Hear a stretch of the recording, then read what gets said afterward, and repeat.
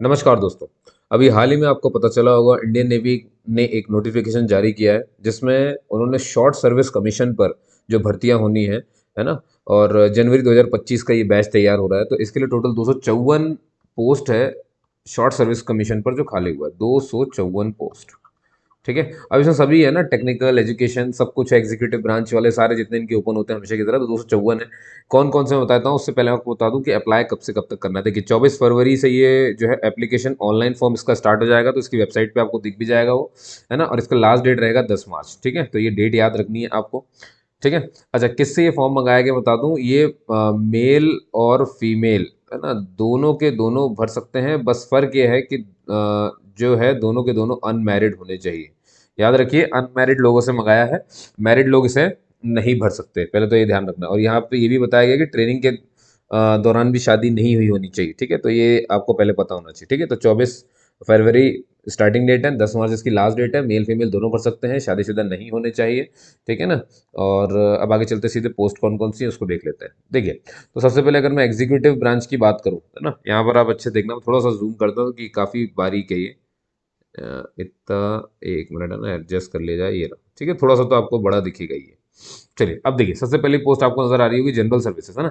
कैसे क्या सिलेक्शन होगा सब मैं नीचे बता रहा हूँ अभी आपको। देखिए, तो पहले तो एलिजिबिलिटी समझनी है आपको। जैसे मान लीजिए अगर आपने बी बीटेक किया और 60% से, अब बी बीटेक में कोई भी डिसिप्लिन बोला ना, कुछ भी कहीं से भी कुछ भी, बस बी बीटेक होना चाहिए, बीएससी नहीं।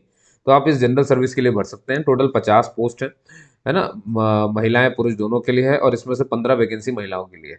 डेट ऑफ बर्थ आप अपनी यहाँ पे मैच कर लेंगे। अगर आप 2 जनवरी 2002 या उसके बाद और 1 जुलाई 2005, है ना, और इसके पहले, मतलब 2000 से 2005, और डेट याद रखना। जैसे मान लो कोई मुझसे बोलेगा कैसे चेक करना है आपको, मान लो कि 2 जनवरी 2000 से शुरू हो रहा है। अब मान लो कोई 1 जनवरी 2000 को पैदा हुआ है, क्या ये अप्लाई कर सकता है? ये अप्लाई नहीं कर सकता है। खत्म कब हो रहा है? 1 जुलाई 2005, तो मान लो कोई 2 जुलाई 2005 वाला व्यक्ति है, क्या वो भर सकता है? नहीं भर सकता। तो यही लिमिट का मतलब होता है। तो उम्र में मत पड़िए, अपनी डेट ऑफ बर्थ इससे मैच कर लीजिए। अगर इन दो डेट के बीच में डेट ऑफ बर्थ है तो आप भर सकते हो, नहीं है, आगे पीछे हो रही है, तो आप नहीं भर सकते। ठीक है, ये इसका सीधा सा मतलब है।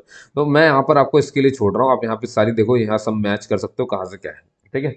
अच्छा, अब आप सोचोगे सर यहाँ पर ये पायलट और नेवल एयर ऑपरेशन और एयर ट्रैफिक कंट्रोलर के लिए एक ही जैसी क्वालिफिकेशन है, बी बीटेक चाहिए, किसी भी डिसिप्लिन का चल जाएगा 60% के साथ। ठीक है। बस मैं ये जरूर कहा उन्होंने कि आपने 10वीं और 12वीं में जब आपने इंग्लिश का पेपर दिया तो इंग्लिश में आपके टोटल में से 60% मार्क्स तो आए हैं। इंग्लिश का पेपर जितने का भी हो, है ना, मान लो अगर 100 रुपये का, सौ रुपये कह रहा हूँ, 100 मार्क्स की अगर इंग्लिश है, तो 100 में से 60 आपके नंबर आने चाहिए, 10वीं में भी और 12वीं में भी, है ना। अगर 100 की है तो, अब 80 की है तो 80 का 60% निकाल लो, तो इंग्लिश में इतना चाहिए इनको। और इन्होंने ये भी कहा है कि भैया ओवरऑल 10th में भी 60% आपके रहे हो और ओवरऑल 12th में भी आपके 60% रहे हो। ठीक है। इंजीनियरिंग आपने की हो, बीएससी वाले से नहीं भर सकते, बीए वाले से नहीं भर सकते, बीई बीटेक वाले ही भर सकते, कोई भी ब्रांच वाले भर सकते हैं। बस बशर्ते साथ में इतना, और बी बीटेक में भी 60% मांगा है इन्होंने, 10th में भी 60%, 12th में भी 60%, और 10th और 12th में इंग्लिश के एक सब्जेक्ट में इन्होंने अलग से 60% मांगा हुआ है, दोनों क्लास में। एक में भी अगर कम है तो आप फिर नहीं भर पाओगे, ध्यान रखना। तो अब आप देखो, पायलट के लिए जो है टोटल 20 पोस्ट खाली है। वहीं पर आप देखोगे इसके लिए क्या कहते हैं, इसके लिए टोटल कितनी है, 18 पोस्ट है। और हमारे एयर ट्रैफिक कंट्रोल के लिए आप देखोगे 8 पोस्ट है। और इसमें देखो महिलाएं पुरुष सबके लिए दोनों मिले। बस यहाँ पे लिखा हुआ है कि महिलाएं 20 में से, पायलट की अगर टोटल पोस्ट 20 है उसमें से 6 महिलाओं के लिए है। आप एयर नेवल एयर ऑपरेशन वाले में देखोगे टोटल 18 पोस्ट है, उसमें से 5 महिलाओं के लिए। डेट ऑफ बर्थ आप यहाँ से मैच कर सकते हो, तो उसके लिए परेशान नहीं होना, बार बार वही चीज़ क्या बोलूँगा मैं ना, वो समझ में आ रहा है। देखो कहीं कहीं पर ये 2006 है, कहीं कहीं पे 2004 है, तो ये पर्टिकुलर उस पोस्ट के लिए है। जैसे मान लो किसी को एयर ट्रैफिक कंट्रोलर बनना है, तो फिर उसको ये ध्यान रखना पड़ेगा कि यहाँ पर एज लिमिट 2000 से शुरू हो रही है और 2004 तक जा रही है। ठीक है। अब 2005 वाला कोई बंदा तो वो इसे नहीं भर सकता, तो इसीलिए ध्यान सुनो, यहाँ पर हर डेट ऑफ बर्थ अलग अलग दी है, सभी पोस्ट के लिए जो डेट ऑफ बर्थ की रेंज है वो अलग अलग है। तो आपको जो भी पोस्ट के लिए अप्लाई करना है, पहले आपको ये रेंज चेक कर लेनी है। ठीक है ना। और जो महिलाएं मुझे सुन रही हैं, पहले वो क्या करेंगी कि भैया आपको देख लेना कि आपके लिए किस पोस्ट में वैकेंसी खाली है, तो जाकर के आप इसे फॉर्म भरना है।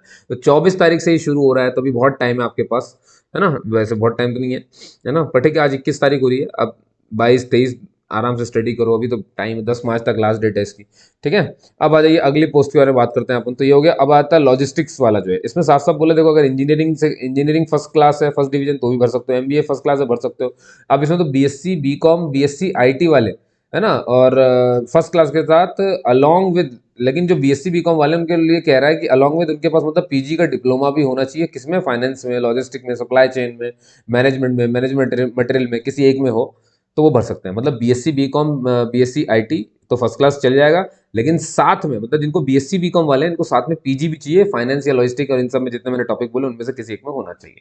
लेकिन मान लो किसी ने एमसीए किया, एमएससी किया, तो बस उसके लिए इतना चल जाएगा कि बस वो एमएससी एमसीए उसमें फर्स्ट डिवीजन से किया हो, उसके लिए कोई अलग से नहीं मांगा। बीएससी बीकॉम के लिए मांग लिया, बीई बीटेक के लिए भी अलग से कुछ नहीं मांगा, एमबीए के लिए भी अलग से कुछ नहीं मांगा, बस बीएससी बीकॉम और ये बीएससी आईटी वालों के लिए मांग लिया।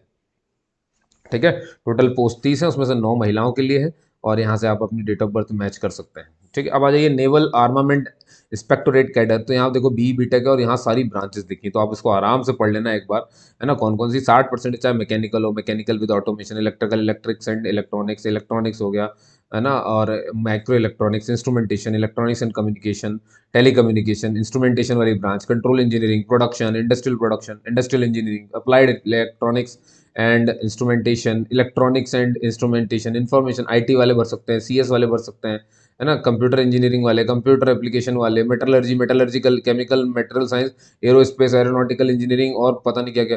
और अगर ये है और इसके बाद मान लो अगर आपने पोस्ट ग्रेजुएट और लिखा है ना, और तो ये तो भर सकते हो। और अगर आपने पोस्ट ग्रेजुएट वाले जिन्होंने इलेक्ट्रॉनिक्स से फिजिक्स में पोस्ट ग्रेजुएशन किया हुआ वो भी इसे भर सकते हैं। कैंडिडेट मस्ट है 60% उनके पास होना चाहिए, है ना, 10वीं और 12वीं में मिनिमम 60% उनके आए हों, इंग्लिश में भी उनके 60% आए हों, है ना। वही जैसे मैंने अभी ऊपर बताया था वैसे का टोटल 10 पोस्ट है, पुरुष महिलाएं दोनों भर सकते हैं।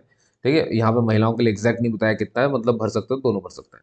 अब यहाँ से बेटा शुरू होती है एजुकेशन ब्रांच, दिख रहा है आपको, ये देखो अभी आपने जो ऊपर देखा था ना वो कौन सी थी, वो थी एग्जीक्यूटिव ब्रांच, ये देखो यहाँ पे लिखा हुआ, ये एग्जीक्यूटिव ब्रांच थी। अब आपको दिख रही है वो कौन सी एजुकेशन ब्रांच है, उसमें एजुकेशन डिपार्टमेंट देखो जरा कौन कौन भर सकता है, 60%, 60%, 60 बी टेक है ना, और ये देखो एम टेक सबके लिए। तो ये एमएससी वाले हो गए, इनका ये कहना है अगर आपने एमएससी मैथ्स या ऑपरेशन साइंस से किए तो फिर आपकी बीएससी में आपने फिजिक्स पढ़ा हो, अगर आपने एमएससी फिजिक्स या अप्लाइड फिजिक्स की है तो फिर आपने बीएससी मैथ्स में की हो। तो ये थोड़ा सा ध्यान रखना है। अब एमएससी केमिस्ट्री वाले अगर भर रहे हैं तो उनने बीएससी फिजिक्स से करी हो, तो इसको थोड़ा सा ध्यान रखना आपको, जो मैंने बताया आपको। तो ये जितना भी एमएससी बीएससी वाले थे ना, इसकी टोटल 6 पोस्ट है, ये देखो, और सबके लिए डेट ऑफ बर्थ वही की वही है। ठीक, अगर इसमें से कुछ भी किया आपने तो। अब मान लो किसी ने बी बीटेक, अभी तो हो गया बीएससी वाले। अब बी बीटेक अगर आपने किया मैकेनिकल इंजीनियरिंग से 60% है, या इलेक्ट्रिकल इलेक्ट्रॉनिक कम्युनिकेशन से किया 60% है, तो आप भर सकते हो। टोटल 12 सीट हैं यहाँ पर, मैन वुमेन दोनों अप्लाई कर सकते हैं, और आपके लिए यहाँ पर डेट ऑफ बर्थ लिखी 2000 से 2004। वहीं आपने अगर एमटेक कर लिया है, अब एमटेक किसमें सर, जैसे थर्मल में कर लिया, प्रोडक्शन इंजीनियरिंग में कर लिया, मशीन डिजाइन में कर लिया, एमटेक आपने कर लिया किसमें, कम्युनिकेशन सिस्टम इंजीनियरिंग में, इलेक्ट्रॉनिक्स एंड कम्युनिकेशन इंजीनियरिंग में, वीएलएसआई या पावर सिस्टम इंजीनियरिंग में किया है, तो टोटल 12 पोस्ट है। मतलब इंजीनियरिंग और एमटेक से जुड़े टोटल एजुकेशन में 12 पोस्ट है, और डेट ऑफ बर्थ आपके सामने लिखी हुई है। ठीक है, कंडीशन, हाँ, 10th और 12th की वही है कि 10th में भी 60%, 12वीं में भी 60%, और इंग्लिश में 10वीं और 12वीं दोनों में 60% मार्क्स इंग्लिश में अकेले आए हों आपके। ठीक है, अगला है भैया इंजीनियरिंग ब्रांच जनरल सर्विसेज, तो वही बीटेक, बी बीटेक 60% मांग लिया, मैकेनिकल, ऑटोमेशन, दुनियादारी, मरीन, इंस्ट्रूमेंटेशन, कोई भी ब्रांच वाले देख रहे हो यहाँ पे, जो जो ब्रांच मैंने यहाँ लिखी है भैया आपको उसको देख लेना है कौन कौन सी है। एरोस्पेस, ऑटोमोबाइल्स, मेटलर्जी, ये सब भर सकते हैं। टोटल 30 पोस्ट है, 9 महिलाओं के लिए, ये डेट ऑफ बर्थ की date. Electrical branch general science, तो वही B BTech 60%, electrical, electronics, electric and communication, electronics and communication, telecommunication, ये सब, instrumentation, applied electronics and instrumentation, power engineering, power electronic, ये लोग भर सकते हैं। इसको टोटल 50 पोस्ट है, 15 पोस्ट महिलाओं के लिए, डेट ऑफ बर्थ आप यहाँ देख सकते हो। नेवल कंस्ट्रक्चर भी, कंस्ट्रक्टर जो होते हैं वो भी बी बीटेक वाले भर सकते हैं, उनको 60% के साथ। मैकेनिकल से अगर आपने किया है, शिप डिजाइन से किया है, ship building, ship technology, marine engineering, ocean engineering, naval architect, metallurgy, aerospace, aeronautical, automation, civil, सब सब वाले भर सकते हैं। 20 पोस्ट है, दोनों लोग भर सकते हैं इसको। ठीक है ना, इसका आपको ध्यान रखना है। अब इसमें एक चीज बात ये कही, जैसे मान लीजिए किसी के पास मर्चेंट नेवी कोई है, मर्चेंट नेवी का बंदा है ना, तो अगर मर्चेंट नेवी के बंदे ने जो है उसके पास ये वाला सर्टिफिकेट होना चाहिए। देखो ये वाला सर्टिफिकेट, कौन सा certificate, can having government ministry of shipping and transport certificate अगर उसके पास है, ठीक है ना, तो foreign going either as a second mate, मतलब चाहे कैसे भी गया हो इस सर्टिफिकेट के साथ, वो चाहे बाहर फॉरेन है ना, फॉरेन गोइंग रहा हो, है ना भाई, बनी बात है, मर्चेंट में वैसे ही बाहर जाना ही पड़ता है, तो सेकंड मेट रहा हो या फर्स्ट मेट रहा हो, मास्टर रहा हो, और अगर वो 1995 से 2005 के बीच में पैदा हुआ है, तो कैन अप्लाई फॉर, ये लोग कहाँ अप्लाई कर सकते हैं, एग्जीक्यूटिव ब्रांच एंट्री। देखो मैंने बताया था ना, एजुकेशन ब्रांच है, एग्जीक्यूटिव ब्रांच है और टेक्निकल ब्रांच एंट्री, तो ये लोग कहाँ, मतलब मर्चेंट नेवी वाला जिसके पास है वो एग्जीक्यूटिव में अप्लाई कर सकता है। अब मान लो कि अ, इसी सर्टिफिकेट के साथ मर्चेंट नेवी में ही shipping, ministry of shipping and transport certificate के साथ कोई बंदा as a first class engineer है ना, of a steam ship by the government of India between 1995 और 2005 both days inclusive can apply for. तो अगर वो 1995 से 2000, यहाँ पर भी ऊपर भी यही कहा है ना 1995 2005, और यहाँ नीचे भी वही कहा जा रहा है 1995 2005 के बीच में अगर उसने फर्स्ट क्लास इंजीनियरिंग की सर्टिफिकेट उसके पास है ministry of shipping and transport वाली, है ना, मर्चेंट नेवी में अगर वो काम कर चुका है तो, और अगर ऐसा है तो वो फिर टेक्निकल एंट्री स्कीम में ऐसा अप्लाई कर सकता है। देखो मैंने फिर से बोल रहा हूँ, जो लोग एज अ मेट और सेकंड मेट गए हैं, जो लोग जाते हैं उन्हें पता होता है, जिनको नहीं पता है तो उनकी आपको काम का है भी नहीं है, ठीक है ना। तो एग्जीक्यूटिव ब्रांच एंट्री में आप भरोगे, लेकिन अगर आप उसी सर्टिफिकेट में फर्स्ट क्लास इंजीनियर रहे हो, और सन देख लो कहाँ से कहाँ तक, दोनों में ही सन साफ साफ बोला 1995 से 2005 के बीच में ये किया हो आपने, तो आप इसे भर सकते हैं। और अगर फर्स्ट क्लास इंजीनियर है तो फिर यहाँ पे आप कौन सी एंट्री लेंगे, टेक्निकल ब्रांच एंट्री के थ्रू आपको बुलाया जाएगा।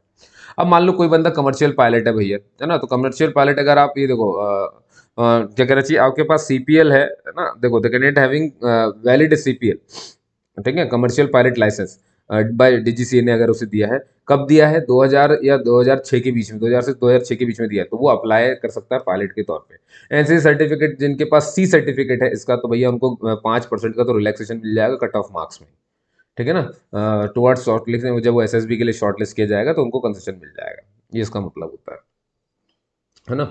और इसमें कुछ खास नहीं, बस ये देखो अब कौन अप्लाई कर सकता, तो वो तो आपने पढ़ लिया, कौन अप्लाई करना मतलब एलिजिबिलिटी होता है, तो मैंने आपको ऊपर बता दिया, फिर भी आप ये 4 पॉइंट पढ़ सकते हो, वही के वही लिखे, तो आप इसमें परेशान ना हो, है ना। बाकी तो इन्होंने कुछ ऐसा कहा नहीं। अभी देखो जरा, ऑल एसएसबी रिकमेंडेड कैंडिडेट, मान लो ऐसे सारे बंदे जिनको एसएसबी के लिए बुला लिया जाता है, तो उनको क्या करना है, would be required to inform their final result of respective degree, एक सेकेंड, उनको भाई उनकी फाइनल रिजल्ट जो है रिस्पेक्टिव डिग्री की टू इंडियन नेवी, इस पर है ना भेजनी पड़ेगी प्रायर 20 दिसंबर 2024, है ना। तो मगर मतलब आप जो रिकमेंड होते हैं candidate would be required to inform, तो उन्हें इन्फॉर्म करना पड़ेगा अपना फाइनल रिजल्ट, है ना, would be required to inform their final result of respective degree to Indian Navy, है ना, नेवी के इस साइट पर आपको बताना है, ठीक है। तो फिर आप बाद में कर लो, कुछ चिंता मत करो भैया। एप्लीकेशन एक ही भरी जा सकती है, ये मत सोचना कि दो दो पोस्ट के लिए अलग से भर सकते हैं, नहीं भर सकते, एक ही के लिए आप भर सकते हैं, है ना। आपको specified number of candidate based on service requirement who have chosen SSC pilot entry will be considered for SSB aviation medical examination and are advised to check. देखो भाई जो लोग पायलट के अप्लाई कर रहे हैं वो लोग पहले ही फिजिकल मेडिकल स्टैंडर्ड अपनी यानी हाइट हेल्थ लेग वगैरह सब जो है पहले से चेक करा लो, है ना। Remains candidate will be considered for other preferences opted bye them, ठीक है। अच्छा, कैंडिडेट मस्ट इंडिकेट, अच्छा अब इतनी सारी पोस्ट है ना, तो आपको अपनी प्रेफरेंस वहाँ पे लिखनी, कौन को, जैसे इंजीनियरिंग वाले यहाँ प्रेफरेंस वाला आ जाएगा, तो इसलिए एप्लीकेशन अलग से नहीं भरनी है कि आप सोचो कि आप सर मैं दूसरे पोस्ट के लिए अप्लाई करना चाहता हूँ तो क्या करूँ, तो आपको अलग से कुछ नहीं करना, वो उसी में सब कुछ है ना, प्रेफरेंस दे देनी है आपको। जो जिसका प्रेफरेंस आप टच नहीं करोगे ना, तो उसके लिए तो आपको वो कंसिडर करेंगे नहीं, इसलिए जो जो लगे आपके डिग्री के हिसाब से जो जो प्रेफरेंस मिलती है, सबसे पहले किस में प्रेफरेंस करना तो उसको टच करते हुए चले जाना, ठीक है। और बी बीटेक के समांतर कोई डिग्री को ये मान्यता नहीं देंगे, याद रखना, बी बीटेक मतलब बीई बीटेक ही होना चाहिए, ठीक है।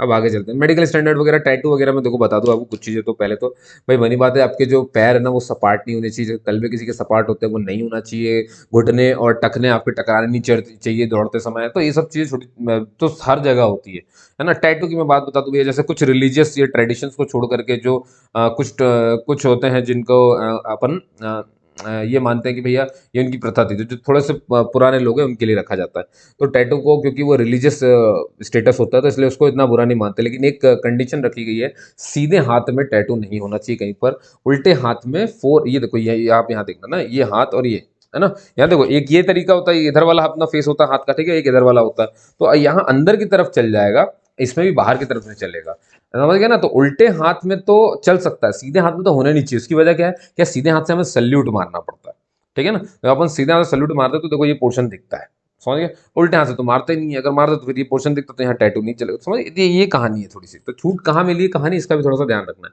फिर उसका साइज वगैरह भी रहता है, तो फिर आपको मेडिकल में पढ़ने को मिल जाएगा, है ना। टेन्योर ऑफ कमीशन, वही देखो शॉर्ट सर्विस कमीशन है, देखो दो तरह के कमीशन होते हैं, permanent service commission, short service commission. ये शॉर्ट सर्विस कमीशन है, 10 साल के लिए आपको रखेंगे, एक्सटेंड जा सकता किया तो 4 साल के लिए और एक्सटेंड कर दिए, मान लो और क्या तो और कर दिए। कुल मिलाकर के आप देखोगे 15-16 साल की ये नौकरी होती है, फिर वापस आ जाना पड़ता है, ठीक है ना। हाँ, उसके बाद अलग कहानी के फॉर्म भरवाते हैं ये लोग कि क्या आपको परमानेंट होना है नहीं होना है, वो सब फिर वो आगे की प्रोसेस है, वहां जाके आपको मालूम चल जाएगा। सिलेक्शन आपका कैसे होगा भैया, जो आपका जो फाइनल, अच्छा फाइनल ईयर वाले अप्लाई कर सकते हैं कि नहीं कर सकते, बिल्कुल कर सकते हो आप, है ना। जो फाइनल ईयर में है उनका 5th सेमेस्टर का जो रिजल्ट है, जैसा अपन इंजीनियरिंग डिग्री मान लेते हैं, तो जिन्हें जो अभी फाइनल ईयर में है तो उनके पास 5वें सेमेस्टर तक का तो रिजल्ट होगा, तो आप उसके बेस पर फिर सिलेक्ट कर लिए जाओगे, तो आप भर सकते हो। तो इसके लिए आप परेशान मत हो, ऐसी बीएससी बीकॉम सबके लिए, तो बस आपको ये देख लेना है कि कहाँ कहाँ पे बीएससी कहाँ कहाँ पे बीकॉम मांगा गया है, ठीक, ये आपको ध्यान रखना है। अच्छा, आप एसएसबी के लिए शॉर्ट लिस्ट हो गए, पेपर नहीं हो रहा है ना, आपकी डिग्री पर ही ये शॉर्ट लिस्ट करेंगे और फिर आपको बुला लेंगे एसएसबी के लिए, तो हमें आपको इन्फॉर्म कैसे करेंगे, आपको मेल करेंगे ये लोग, तो इसलिए भैया ईमेल आईडी सही रखना अपनी, मैसेज कर सकते हैं ये लोग आपको, तो मैसेज भी आपको किया जा सकता है, तो कुछ चीज़ों का आपको ध्यान रखना है, ठीक है। और बाकी तो मैंने आपको बता ही दिया भैया। अच्छा, सारी जो स्कैन्ड कॉपी है वो सब स्कैन करके रख लेना, क्योंकि ऑनलाइन आपको सबमिट करनी पड़ेगी, फिर जब आप एसएसबी के लिए जाओगे, है ना, जब आप एसएसबी के लिए जाओगे तो सारा कुछ ओरिजिनल लेकर के पहुंचना है, साथ में उसकी फोटोकॉपी की बंडल भी बना के तैयार कर लेना पूरे ओरिजिनल की, ठीक है ना, ये भी थोड़ा सा ध्यान रखना है, ठीक। और बस यही सब लिखा हुआ है इसमें, तो और कुछ है नहीं, बाकी मैं तो आपको बहुत आसान से बता दिया क्या क्या चाहिए था आपको। हम्म। ट्रेनिंग या प्रोबेशन पीरियड देखो मैं बता देता हूँ, जो जो लोग NAIC ऑफिसर के लिए अप्लाई कर रहे हैं, NAIC आप समझ गए ना कहाँ पे NAIC, ये देखो यहाँ पर था अभी NAIC, ये रहा। जो लोग इसके लिए अप्लाई कर रहे हैं ना, इनके लिए प्रोबेशन पीरियड ना 3 साल के लिए रहेगा। बाकी इसके अलावा कहीं पे भी अप्लाई कर लो आप, चाहे लॉजिस्टिक चाहे ऊपर कहीं भी चले जाओ, सबके लिए 2 साल रहेगा, समझ गए। जैसे एजुकेशन के लिए 2 साल, लॉजिस्टिक के लिए 2 साल, एयर ट्रैफिक कंट्रोलर के लिए 2 साल, सबके लिए 2 साल है, बस NAIC के लिए 3 साल की ट्रेनिंग है, ठीक है। तो ये थोड़ा सा ध्यान रखना है आपको, और कुछ नहीं, है ना, प्रोबेशन पीरियड है ये। हाँ, और आपकी जो पोस्ट लगेगी भैया, जब आप सिलेक्ट हो जाओगे सब कुछ हो जाएगा, तो आपको सब लेफ्टिनेंट के रूप में ये अप्लाई कर देंगे, मतलब आप वहाँ पर रह जाओगे, है ना। और सिर्फ अनमैरिड कैंडिडेट ही इसे कर सकते हैं, जिन्होंने मैरिज हो गई या कुछ ऐसा कर लिया तो वो लोग इसे अप्लाई नहीं कर सकते। पे अलाउंस वगैरह आप देख सकते हो, यहाँ पर इतना सैलरी है भैया, 55-56 हज़ार रुपये मिल रहा है आपको। अप्लाई कैसे करना भैया, ज्वाइन इंडियन आर्मी में जाना है, लेकिन 24 तारीख को जाना, अभी तो ये खुला ही नहीं है भाई, बस नोटिफिकेशन आया है ना, 24/2/24, और सही बात है, देखो 24/2/2 बार है, क्या डेट है देख रहे हो, ये तो 02 लिखा है ना बीच में, क्योंकि 24 कितने बार है, 2 बार, वाह, मज़ा आ गया, ठीक है ना। तो उस समय ये खुला होगा। और एन सर्टिफिकेट मैंने बता ही दिया आपको, ठीक है। If any scan document is, अब मान लो कोई स्कैन डॉक्यूमेंट जो है वो भैया रीडेबल नहीं है, तो फिर आपको उसका क्या करना है, the applicant has for any reason the application will be rejected, तो ऐसे में वो रिजेक्ट हो जाएगा। Candidate are to take print out of application and carry it while appearing for SSB interview, तो भैया ओरिजिनल तो लेकर के जाना ही है। और भैया प्लीज़ मैं हाथ जोड़ता हूँ, स्कैन कॉपी साफ ही रखो, क्यों उसको करना, तो याद रखना है, एक से ज़्यादा एप्लीकेशन आपको सबमिट नहीं करना है, गलत जानकारी नहीं भरना, इतना कुछ आप ध्यान रख लो, बस इससे ज़्यादा कुछ भी नहीं करना होता है, ठीक है।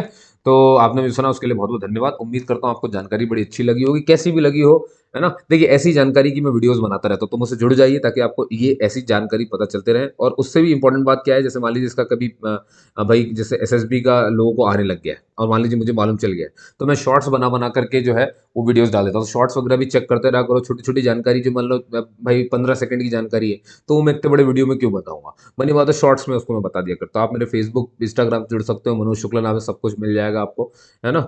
और बस इतना ही है, ठीक है दोस्तों, बाकी तो आपको यूट्यूब पे मैंने लिंक सबकी दी हुई है ना, तो आप वहां जाके भी इसे चेक कर सकते हैं, ठीक है ना।